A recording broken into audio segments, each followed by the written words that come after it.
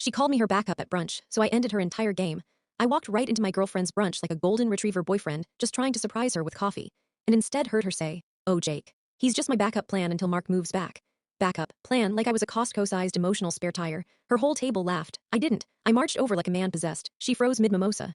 "Jake, what are you doing here?" "I heard everything," I said, calm, too calm, serial killer calm. "And FYI, I'm nobody's backup." I walked out before the omelets hit the table. By the time I got home, she had called 35 times. By call 36, I was already getting dessert with a coworker who actually wanted me.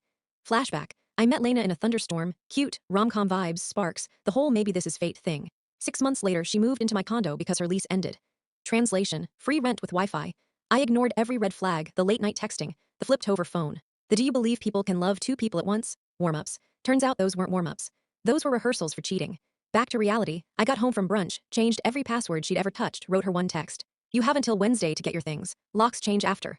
That's when she showed up with her mom, because nothing says mature adult relationship like bringing your mother to your eviction. Her mom screamed, "You can't throw my daughter out." I pointed to 5 tiny boxes containing her entire personality. "I already did." Then Lena slipped, Freudian slipped. "This is why Mark and I always worked better." I said, "Oh, how long?" she whispered. "Since March." I didn't even get mad. My brain just unplugged itself like Windows 95 shutting down. She left with her mom, but then came back later, pacing on my porch telling someone on the phone, "He has no idea what's coming." "Ma'am, this isn't Broadway. You're not the villain monologue on my Ring camera." Next morning, my boss calls me in. Apparently someone sent anonymous emails saying I was unstable and harassing women. Spoiler, it was Lena, using her work Wi-Fi, because she cheats and snitches from the same devices. So I pulled out my receipts like a petty magician. Screenshots, voicemails, doorbell footage, her trying to steal my dog. My boss said, "Jesus, she's unhinged." Then I went to her office's HR. They turned white. Startled ghost white. Because everything she did violated like 37 policies. Meanwhile, she and her mother showed up again trying to take my dog like he was marital property. I called the cops. The cop said, "Yeah, get a restraining order." Then a friend of hers messaged me like she was confessing to a federal crime. "Jake, Lena always keeps backups. You weren't a boyfriend. You were a temporary investment." Investment. Girl thought she was Shark Tank and I was pitching emotional stability. And the kicker, she didn't love Mark either. She loved choosing between men like it was a rewards program.